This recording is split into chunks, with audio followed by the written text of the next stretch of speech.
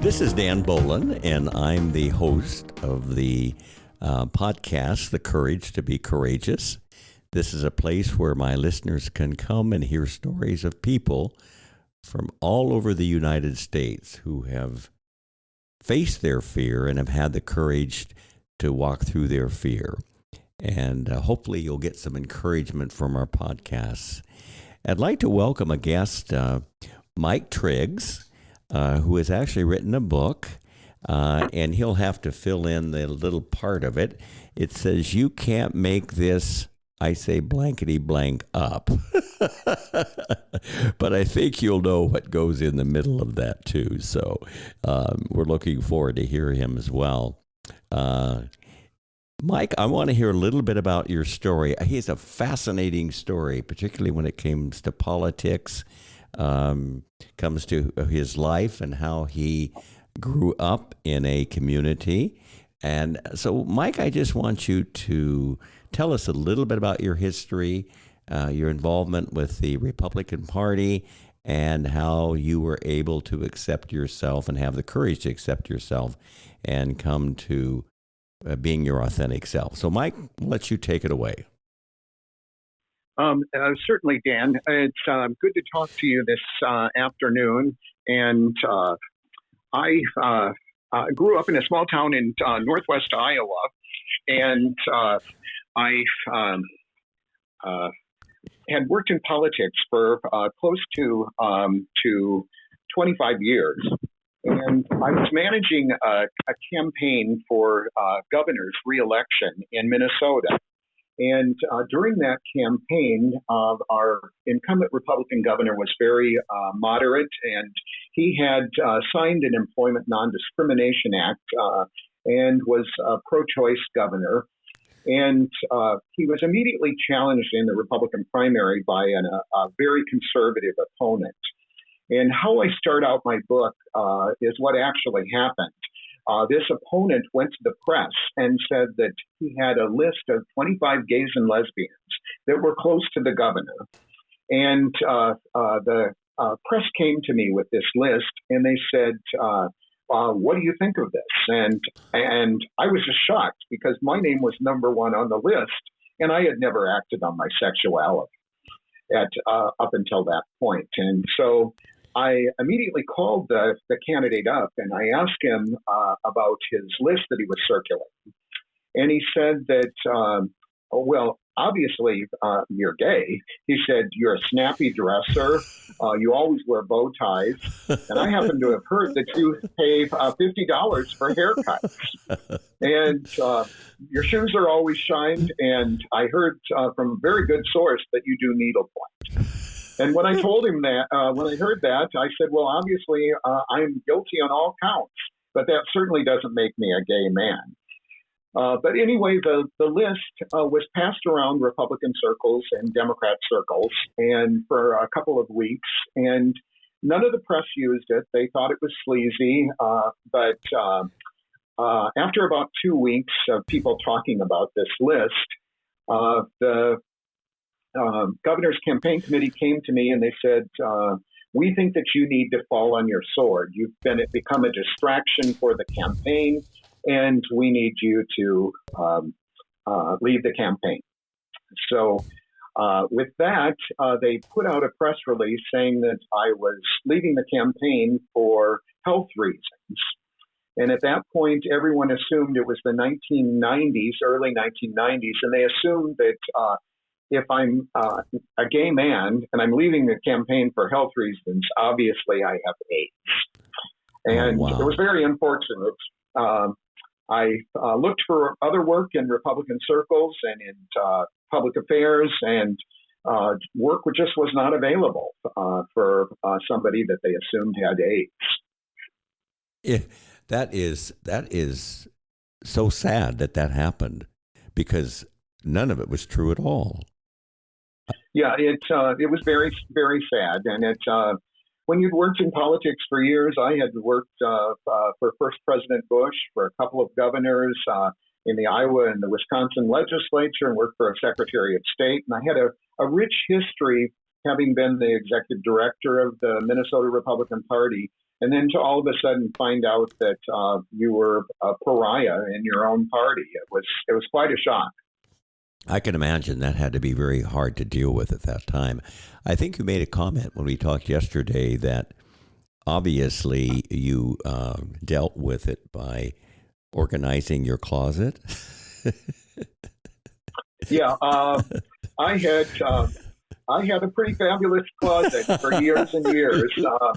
I kind of hid my sexuality in the closet, and I You never came out of the wanted to closet, be. but went back in and organized the closet. Right, I went back in and organized it. So actually, I didn't come out of the closet on my own terms. I was kind of forced out, and then I went back in because I just couldn't admit to myself that I was gay, even though I had been publicly outed. So. And I think it's interesting because we talked yesterday of how I believe you went down to get your shoe shine, how you heard about the jobs, your little wingtip shine. Is that correct? That's absolutely true. I went into Nordstrom's, and they had at the Mall of America, and they had a shoe shine stand, and I was talking to the man that was shining my shoes, and told him that I was looking for work and I hadn't been successful. And he said, well, Nordstrom's would be a perfect place for you to go. Anybody that dresses as well as you do. And he gave me the people that I needed to contact. And I was hired almost on the spot. Mm-hmm.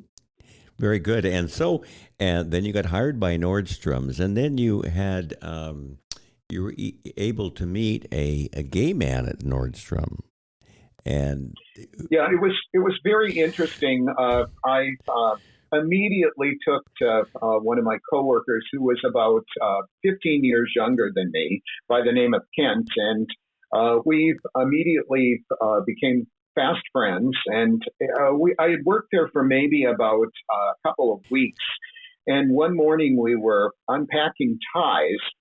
And Kent said, it sure is nice to have another gay man working here in the department. And I immediately responded, gay? What do you mean? I'm not gay.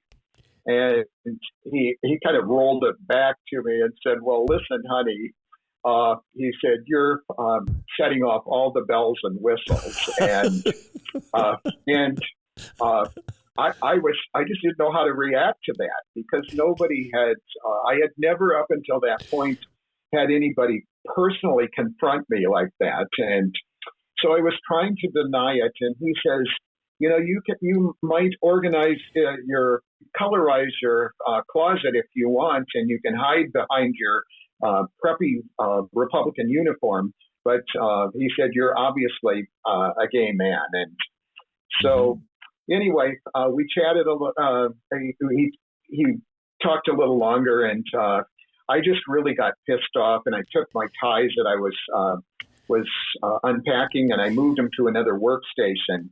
And he came over, and he started to unpack ties there. And I was really upset that he was accusing me of being gay, even though I knew that it was true. And so all of a sudden he goes, clang, clang, clang went the trolley. And immediately I responded, ding, ding, ding went the bell. And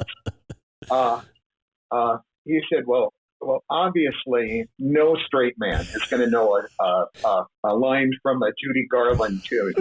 And so we kind of laughed about that. And I said, well, actually I sing in the shower. But we chatted longer, and he kept pointing out all these things about me that were pretty clear that I was a gay bird. And so finally, I had to admit that, Kent, you're right. I am gay, but I'm just not ready to admit it. And he said, that's all right. He said, everybody has to admit it on their own terms. And he said, that's fine. You're just not ready for your toaster oven. And he was making reference to an Ellen DeGeneres TV show. And he was right. I just wasn't at that point ready for my toaster oven. But once we had that conversation, And I realized that I had to start to like the man that I saw in the mirror in the morning, and admit who that I really was, and be honest and true to myself. And so that was kind of my coming out experience. It was a little different than your average gay man, Mm-hmm. but looking back, it was probably a good thing that it happened. And I think you and I talked about this yesterday, Mike. And I think part of it, the biggest coming out job is to ourselves. We have to accept ourselves as gay, and what keeps us from doing that a lot of times is shame. We're ashamed of who we are. And when we talked yesterday, you and I did the same thing. We became overachievers. You became the good little boy. I became the overachiever because I didn't accept myself who I was. I did not like who I was, and shame was at the base of that. So I overachieved and get accolades from everybody around me because I couldn't give myself acceptance because I had too much shame of being gay. And I think that is similar in your case. I used work addiction and religious addiction. I think you said yesterday you used political addiction. You were addicted to politics. That's a fair statement, I believe, isn't it? Yeah, it's absolutely true. And I just threw myself into my work and was a very loyal employee. And the last thing that I wanted to do was to disappoint my parents as a young boy. And as a political operative, the last thing I wanted to do was to disappoint or be an embarrassment to those that I was working for. Mm-hmm. And so I just had to hide who I actually was. Interestingly enough, once I did come out, there were people that, I thought they were going to have reactions that were negative, and they weren't at all. I had very good responses from friends and family, and I was accepted for who I was, and so it made it very easy for myself to become a gay man. And I believe you came out to your sister and told her that you were gay. Yeah, shortly after I had my conversation with Kent, he suggested that I might want to come out to a family member and see how it went, and so I called my sister, and she really wasn't that surprised, and I think that she saw some of the same things Kent saw in me, and so she wasn't that surprised, and she didn't respond. She said, "I love you for who you are, and that's not going to change my love for you at all." So that made it very easy after that. Now, I know your parents eventually knew you were gay, even though you said you didn't actively tell your dad you were gay. But you saw some things that indicated that he accepted you. I think you were telling about the P flag on the coffee table. Tell us a little bit about that. Right. Yeah, I happened to come home one time unexpectedly, and I noticed there was a P flag brochure laying on the coffee table, and my mom immediately wanted to make me a sandwich, and so we went into the kitchen, and when I came back out, the brochure was hidden away, and that told me that they were accepting of me, but they just weren't at that time able to talk about it, and I at that point I wasn't quite ready either, and so as I joined the gay men's chorus in Phoenix, where I had moved. I invited my parents to one of the performances, and it was obviously a gay men's chorus, and there weren't any straight guys there. And they met my boyfriend that I had moved in with recently, and so it was kind of a don't ask, don't tell situation with my parents. They were perhaps of that generation where they weren't comfortable talking about it, but they were very accepting. And I think that's true. I think it was the same generation that I had too. Uh, my parents were probably the same generation that your parents were, and it was something that they couldn't talk about. It was something Right. that, um, well, and it come in my case, I knew it would not be safe for me to tell my parents. But your parents accepted you, even though you didn't tell them verbally or Right. personally. And They accepted you, and they actually, I believe, you mentioned they met which is now your husband, Rick. I think right. you guys met in 1999, and you've been Mhm. together almost 25 years. Yeah. So, in fact, I think sometimes they liked Rick better than me, and he enjoys his time with my mother and the conversations that they have, and she shares things with him that she maybe wouldn't share with me, and I think that's the way it is sometimes with son-in-laws or daughter-in-laws, and we're not any different, really. Of course, I get that. I want to talk about something that you and I talked about yesterday about the in 1984, where you were going to run for an office in Iowa, I believe, and there was a gay bashing experience based on misidentity. Tell us about how that Well, that was happened.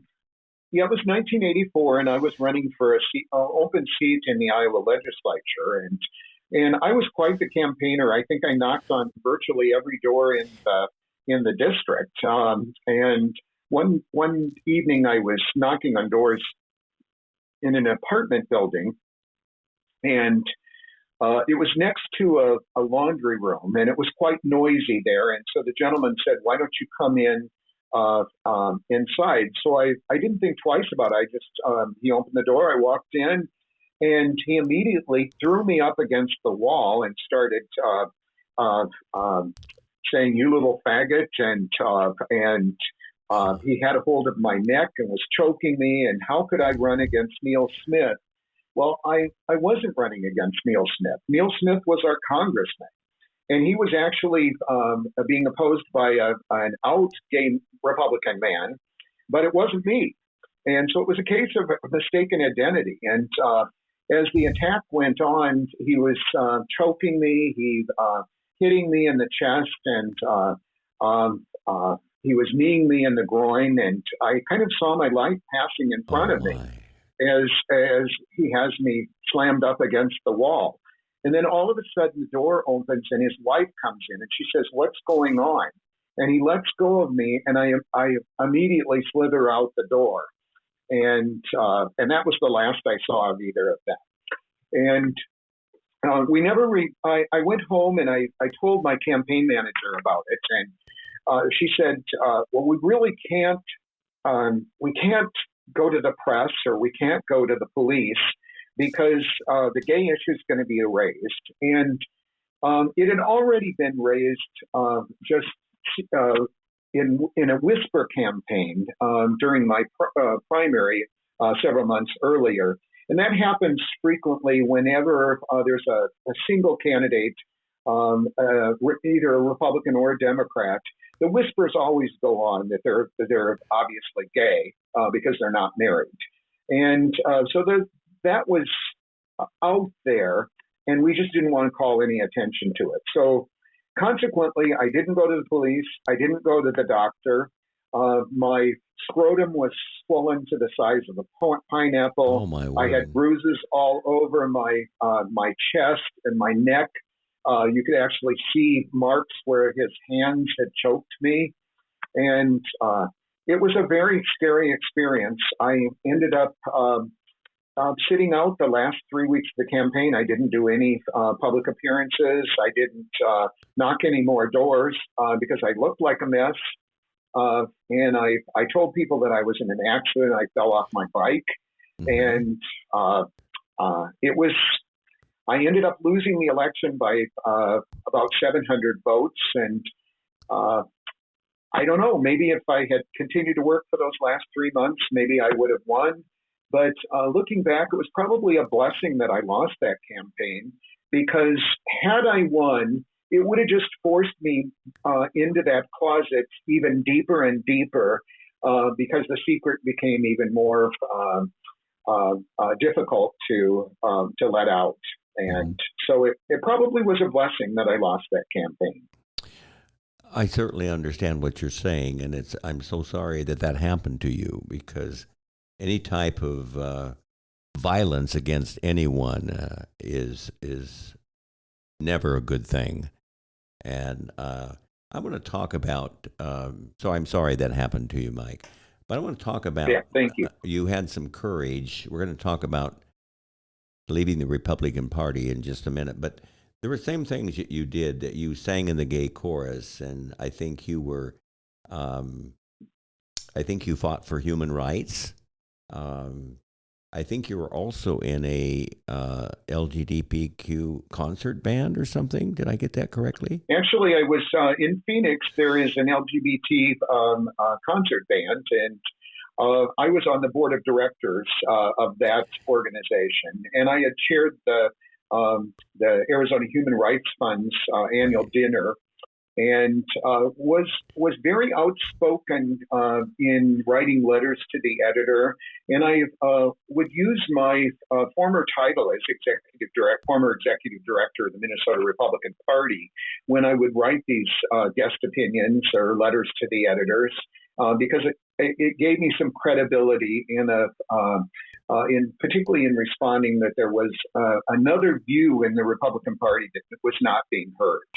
Right, because at that time they knew you were gay, and you owned you were gay, and you took the courage to go forward with it and say, you know, I'm a gay man, I'm fighting for the rights of gay people, and I think that took a lot of courage on your part. I think it took a lot of courage on your part as well.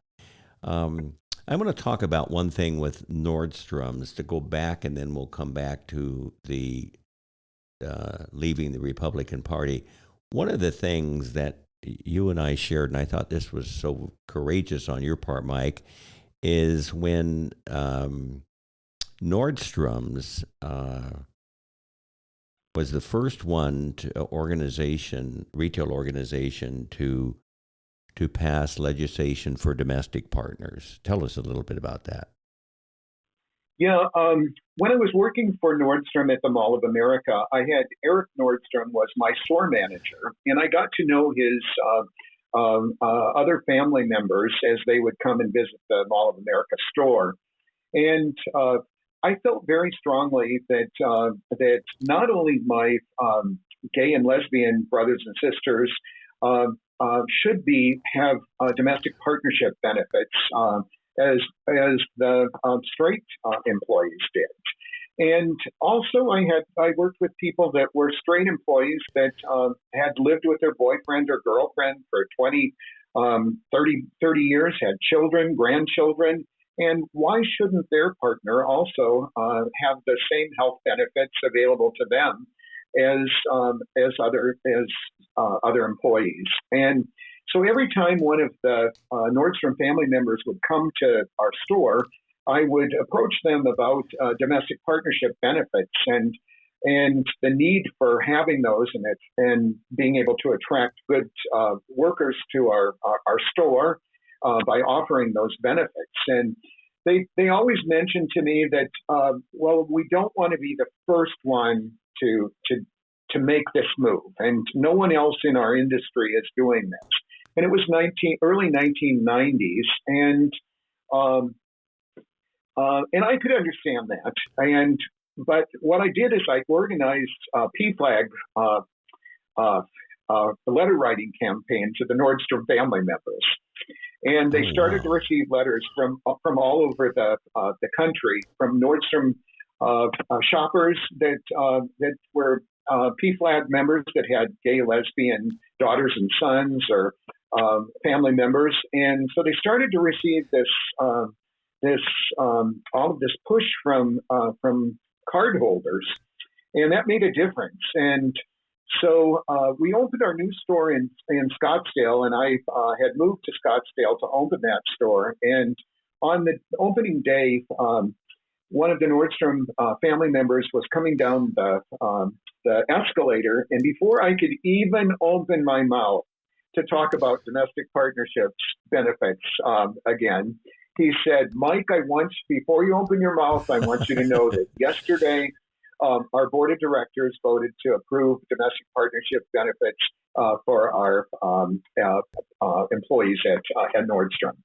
And they were the first in the industry to do it. And the other stores like Macy's and Neiman's and Saks all followed Nordstrom's lead. But it was interesting. Eric said to me, Mike, he said that those domestic partnership benefits would not have happened had it not been for your work and your push to get others involved and to make this happen. What a courageous act on your part to be able to do that, Mike. Well, I thank you for that. I want to talk about this one little point before we move to the Republican Party. I think it was something that touched me deeply about the person in the stock room that was gay. Could you tell me about that? We had an employee that was a stock person, so he was kind of a behind the scenes person, and he was gay and he had AIDS.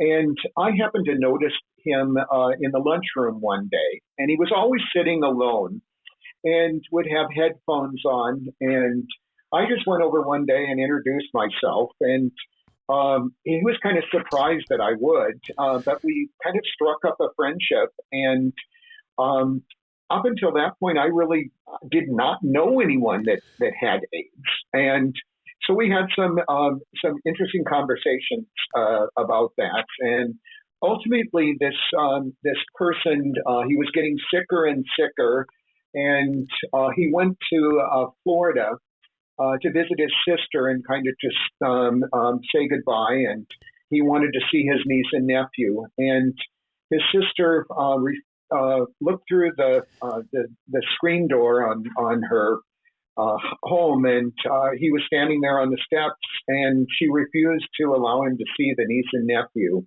and refused to invite him in. Interestingly enough, several weeks later, he died.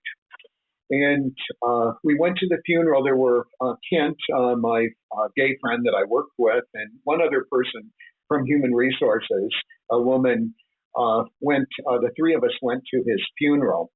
And his sister had driven up, and brother-in-law had driven up from Florida. And they said to the funeral director, they wanted to know where his ring was that he was wearing. He always wore a beautiful diamond ring. And he said, well, he had, in his will, had left that ring to the AIDS organization there in Minnesota. And they were so upset that the ring had been given away that they left the funeral before it was over. And I think it was really telling that they weren't there out of love for the brother or brother-in-law. They were there simply for that diamond ring. Wow, what a tragedy! What a tragedy! Yeah, that's very touching, and also shows the nature of who she was and where her priorities were, which were not in the right place. Absolutely. Let's talk about you were a Republican, a very dyed-in-the-wool Republican.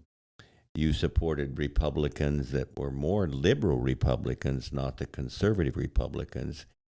Tell us about why you left the Republican Party and why that was a tremendous amount of courage on your part, Mike, to do that. Explain that to us. Well, I even after my outing,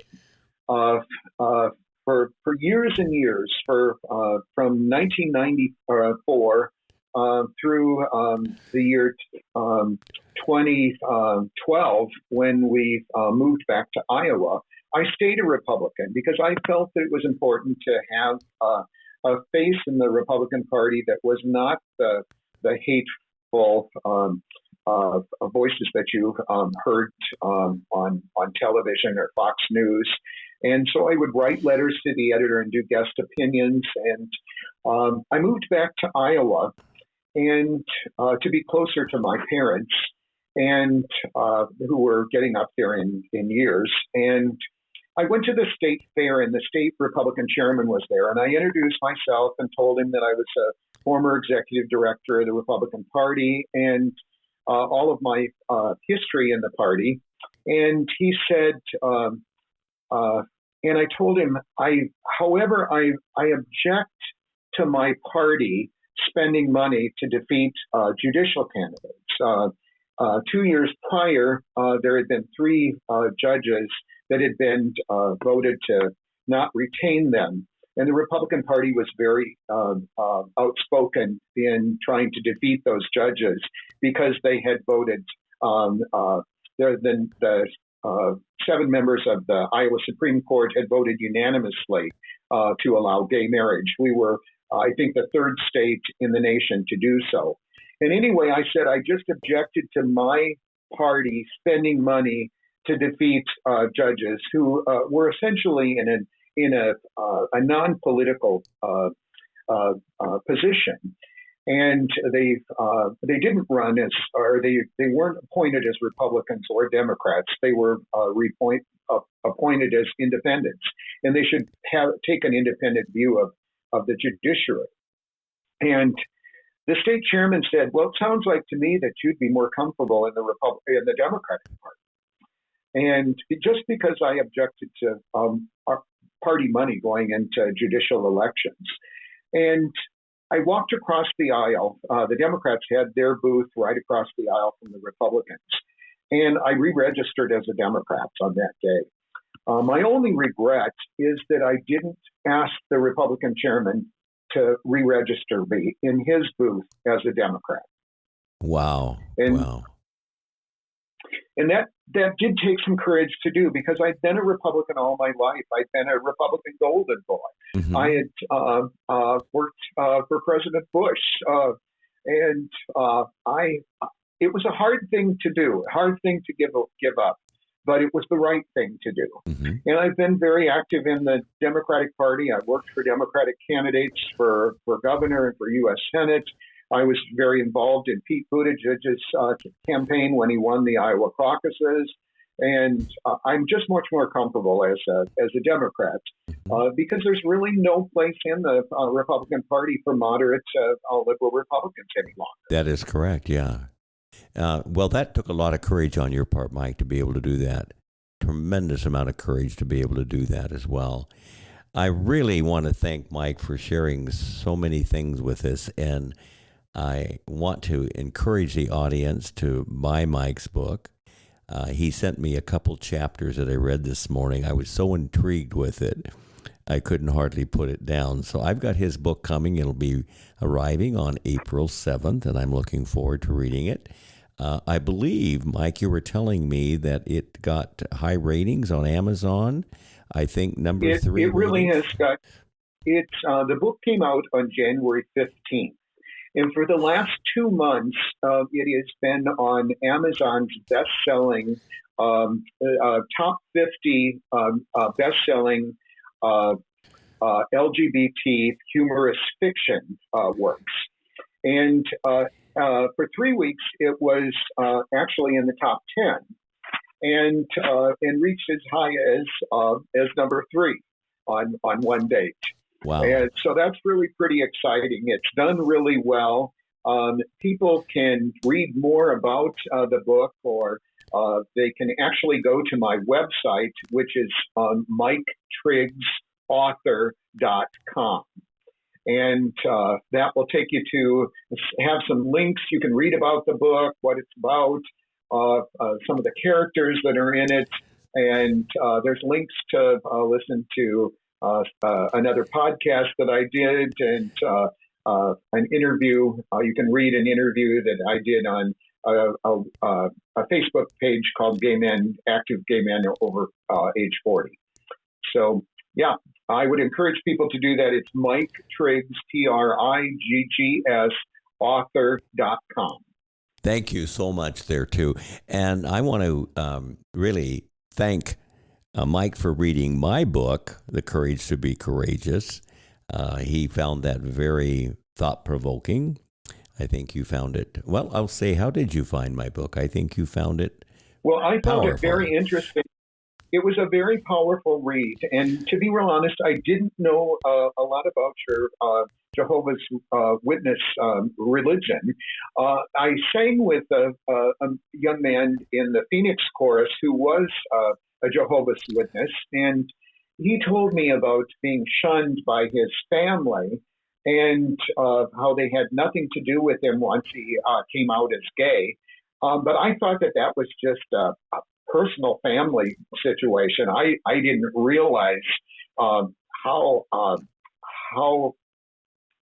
difficult that must have been to not only be shunned by your own family, but be shunned by your entire religion and being allowed to attend church meetings, but to have no one speak to you while you were there. I found that just very, very hard to believe. Yeah. And to be engaged to someone to get married and to have the church refuse to allow you to marry the person that you love, it just blew my mind. I know. Yeah. But it was a very courageous thing that you have done, and it's a great read. I would certainly encourage anyone that hasn't read your book yet to pick a copy of it up. It's just a great read. Thank you, Mike. I appreciate that, and appreciate your comments too. And I want to encourage you to read Mike's book. It is You Can't Make This Blank Up. I know you could fill in your words on that too. And Mike, thank you so much for sharing on our post today. I know people will find it encouraged. I think they will find it faith strengthening for them. And the courage that you showed by being able to come out and be able to fight for the rights of our community. And I want to thank you again for doing the podcast for me today. It's such a pleasure meeting you. As I said, when you and your husband get to Phoenix, we're having dinner together, okay? We'll certainly look forward to that. Okay, thank you, Mike. I appreciate it so much. Have a great day.